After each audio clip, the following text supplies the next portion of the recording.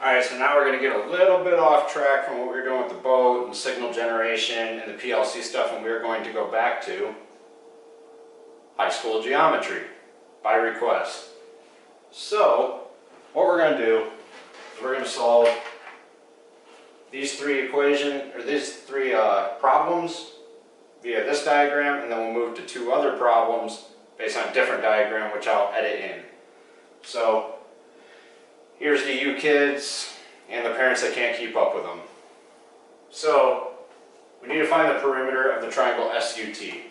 The perimeter of SUT is going to be the full distance to go one lap around the triangle that's labeled S, U, and T. So it's this upper triangle. We get a few side lengths, which is what these point to point RU. So from here to here is 16, and you want to label every line. That's 16. This one is going to be 16. And UT is going to be 20. Now, because this is a 90-degree angle, we know it's going straight up and down, and this is going straight across. So this triangle over here is pretty much a mirror image of that triangle. So we know, because the base is the same, the side's going to be the same. It doesn't matter how tall this is. If this was 45, and it goes way up to a skinny triangle, this is still going to be 45. So we can reasonably assume that our guess to this is that one is 20. So now they want to know the perimeter, the full distance all the way around. And the perimeter of SUT is 20 plus 20 plus 16 plus 16. Break those down, simplify, 40, 32. Break that down, simplify, 72 is the perimeter of SUT. So the answer for this one up here is 72. Now, let's move on to question number 2.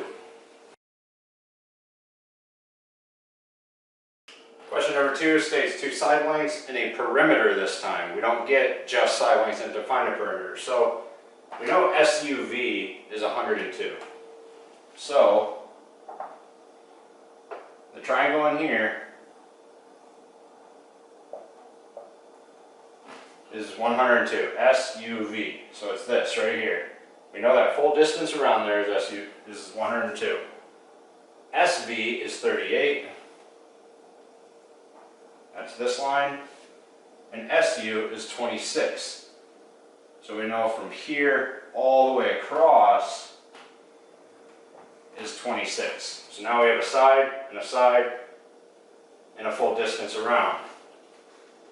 But they want to know RU. They want to know just this part.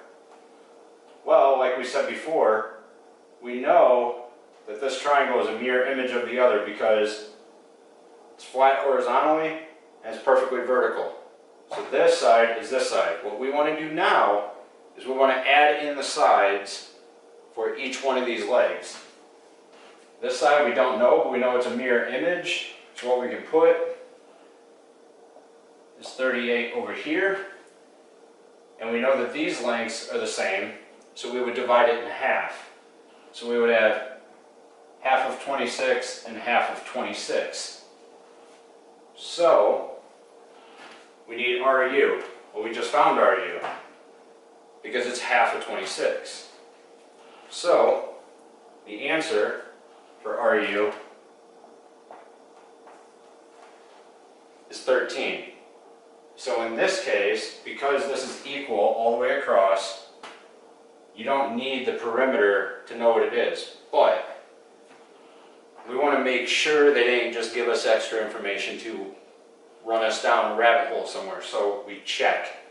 We go back and we say 13 plus 13 plus 38 plus 38.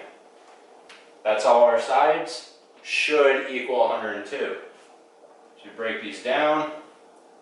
We got 76 plus 26 And it does.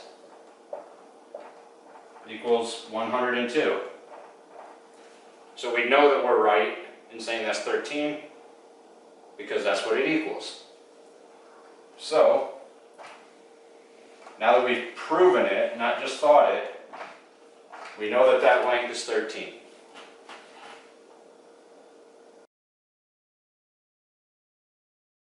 Now, our next one, we're given this weird symbol. What that line up there means is line segment. So when they say SV with that line, they're talking about the length of the line.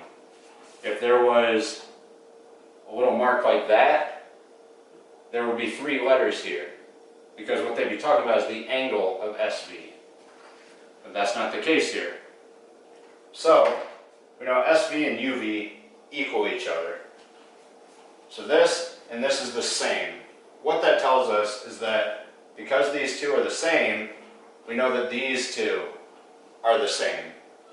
Because in order for these to be any longer than the other would be wrong, but since they're the same, that means this line gradually moves out the same distance on both sides. So, the beauty of that is now they want to know how long is SU. Well, we have this, we have this. So we have SR plus RU should equal SU because we have 4x plus 1 and x plus 8. So those two added together should be the same, or those two should be the same for each thing. So we need SU. So now that we know this, because these two are in line with each other, they need to know the answer to SU. So SU is going to be SR plus RU. So you need those two lines. One of the lines is 4x plus 1. The other line is x plus 8. And those added together will give you SU. So now we need to simplify. Nothing's being multiplied or divided, so the parentheses can go away. You can add and subtract any way you want. So we'll bring these down.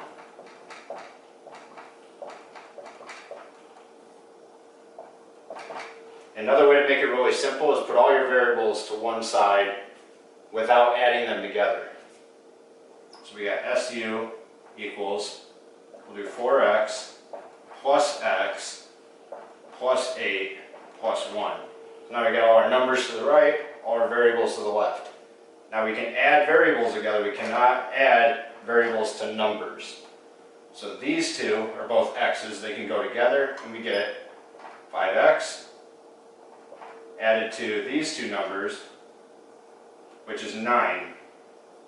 Well, we can't do anything more with that, so the answer is SU equals 5x plus 9. Well, that's not solved. That's okay. They don't give you any values to solve it with. So your answer is the equation. So, to answer what this is, since x isn't defined, your answer is going to be at the end 5x plus 9. That's the answer. Sometimes the answer is an equation. It doesn't always have to be a number. Alright, so we're at our second set of questions now. And we need to take angles and side lengths to find either an angle or a side length. So the first thing we're going to notice is we're going to look at this. It has a 90 and a 90 here. So these angles are not going to change. We see that one of the angles is 33 degrees. That's this one. Now, BC and CD are both the same. They're both 18. So BC is 18 and CD is 18. In a right triangle, if they are joined together at the same points, like here and here, and the angle in one of the side lengths is the same, that means both of the triangles are the same. So touching with the same sides and one same angle will always be the same mirror image on both sides.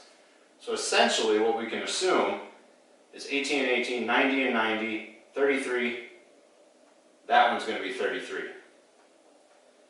So we know that that one's 33. Now we haven't even looked at the question yet, but we got everything kind of labeled out the way we need it to be. So if we need an angle, which is going to be DAB, we need to know this one. Well, we know the 2, but we don't know the whole thing. So what we have to do for the angle of DAB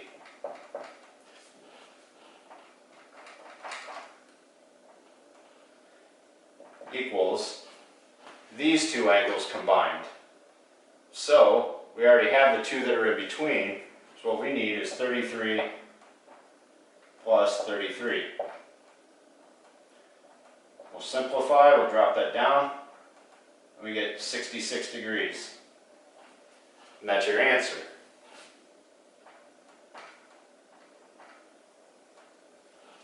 Make sure to be completely correct, you put that degree symbol in there. The biggest mess up you can have is writing the wrong thing down. Like if you were to mess up feet and inches, degrees, anything similar to that. You want to make sure your units are correct. This is considered a unit because it tells us what the 66 is. Is it 66 feet, miles, meters? No, it's degrees. So the next one, we got angle DAB is 74 degrees. So A is the middle letter, so we know that this right here is 74 degrees, the whole thing. The next one is CAD. So A is the angle they're mentioning, 37 degrees. CAD, so you know that we have 37 degrees here for this angle. So what they want to know, or BC, is 9.2. So 9.2 here. So what they're asking, now that we have everything we need to figure out, well, actually we can label it one more time. We can get this angle because we know the 2. 74 minus 37 is 37. So we know both angles are the same. Now, like the last rule, we have 2 angles, actually 2 angles in each triangle that are the same. They're in there, and they're joined, which means they're mirror image of each other. And they want to know what is CD. Mirror image. Right there.